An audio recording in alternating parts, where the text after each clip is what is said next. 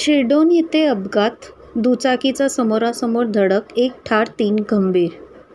शिरडोन येथे अपघात, दुचाकींच्या समोरासमोर जोरदार धडक होऊन 1 जण जागीच ठार तर 3 गंभीर जखमी झाले आहेत. इचलकरंजीहून फारुख शेख हे कार्यक्रमासाठी कुरुंदवाडच्या दिशेने जात होते, तर सलीम इचलकरंजी हे कुरुंदवाडाहून इचलकरंजीकडे जात होते. एकमेकांची समोरासमोर जोराची धडक झाली असता ही धडक इतक्या जोरात झाली की त्यांच्या जोरदार आवाजाने आजूबाजू असलेले नागरिक गोळा झाले.